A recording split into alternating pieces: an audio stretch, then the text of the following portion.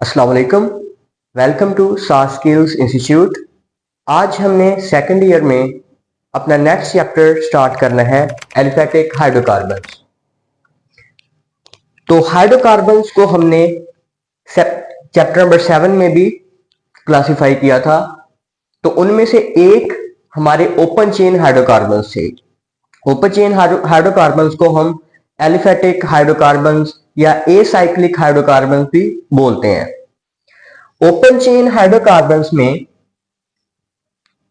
Basically two classes हैं, एक saturated hydrocarbons और एक अनसैचुरेटेड हाइड्रोकार्बन्स। जो सैचुरेटेड हाइड्रोकार्बन्स होते हैं उनमें कार्बन कार्बन के या कार्बन हाइड्रोजन के सिंगल बॉन्ड ही प्रेजेंट होते हैं। मींस के कार्बन हाइड्रोजन तो ऑलवेज सिंगल होता है ही, लेकिन साथ में जो कार्बन कार्बन के भी बॉन्ड हैं वो सारे के सारे सिंगल बॉन्ड होते हैं।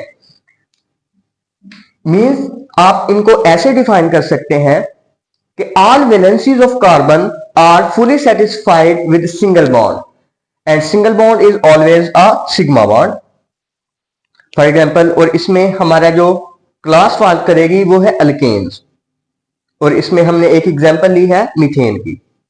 Next, unsaturated hydrocarbons, hydrocarbons containing multiple bond. Multiple bond में कार्बन कार्बन डबल बॉन्ड भी आ सकता है और कार्बन कार्बन ट्रिपल बॉन्ड भी आ सकता है। तो कार्बन कार्बन डबल बॉन्ड वालों को अल्कीन बोलते हैं और कार्बन कार्बन ट्रिपल बॉन्ड वालों को अल्काइन, क्योंकि डबल बॉन्ड अल्कीन का फंक्शनल ग्रुप है और इसी लिहाज से जो अल्काइन है उनका फंक्शनल ग्रुप ट्रिपल बॉन्ड होता है। तो इनकी भी हमने यहां एग्जांपल ली है, एक इथीन और इसकी इथाइन। नेक्स्ट, हम ऑर्गेनिक केमिस्ट्री के स्टार्ट कर रहे हैं और उनको हम ऑर्गेनिक कंपाउंड में स्टडी करने के लिए उनको नाम भी देने पड़ेंगे। तो या तो वो कॉमन नेम हो सकते हैं या हम अपने नेक्स्ट लेक्चर में देखेंगे कि उनको एक आईयूपीएसी सिस्टम के तहत नाम दिए जाते हैं।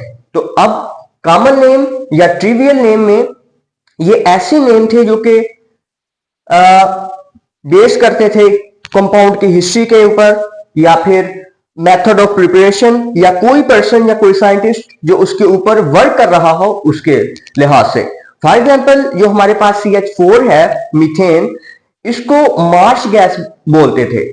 तो ये क्योंकि जो दलदली इलाके जो मार्शी प्लेसेस होती हैं इनसे गैस इवॉल्व हो रही होती है, इसलिए इसको ऐसा नाम मिला। फिर नेक्स्ट है CH3COOH मतलब एसिटिक एसिड। तो ये डिराइव हुआ है लैटिन वर्ड एसिटम से, और एसिटम मीन विनेगर, क्योंकि ये विनेगर में पार्ट हो, विनेगर का पोर्शन है very dilute solution of acetic acid is called vinegar. Next है बार्बिट्यूरिक एसिड। तो ये भी एक नेम ऑफ पर्सन के ऊपर बेस करता है, बारबरा। फिर अब हम ग्रीक और लैटिन न्यूमेरल्स का भी थोड़ा सा सहारा लेते हैं। कैसे? मींस कि जो हमारे कार्बन एटम्स हैं उनके तादाद के ऊपर C5 को पेंट और सिंगल बॉन्ड वाले को एन, पेंटेन इसका ऐसे नाम है, मींस के ये अल्केन्स हैं। इसी तरह हेक्सेन और हेप्टेन।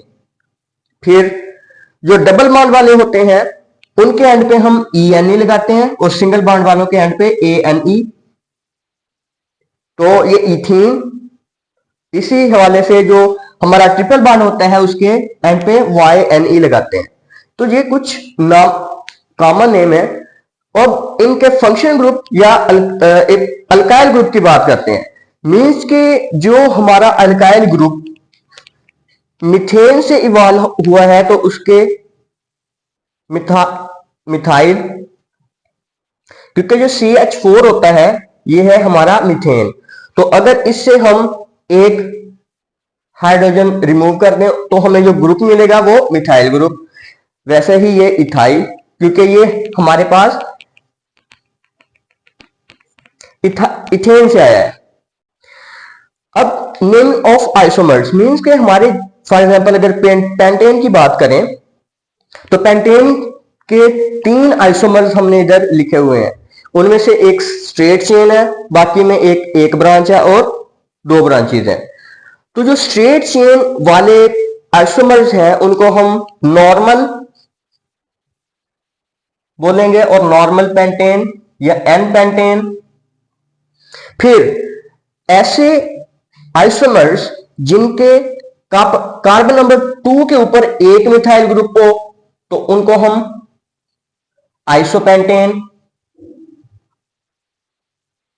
मतलब उनको हम आइसो बोलेंगे, और इनमें टोटल नंबर ऑफ कार्बन 5 है तो इसलिए पेंटेन। और इसी लिहाज से अगर कार्बन नंबर 2 के ऊपर 1 2 3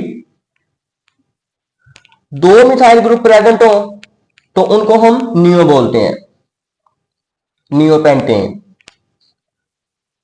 तो ये हमारे कुछ कॉमन नेम थे जो हमने हाइड्रोकार्बन्स को दिए हैं। अब जो हमारे नेक्स्ट लेक्चर है उन्हें उसमें हम देखेंगे कि जो एक सिस्टमैटिकली वे के साथ कंपाउंड को कैसे नाम दिया जाता है। Thank you.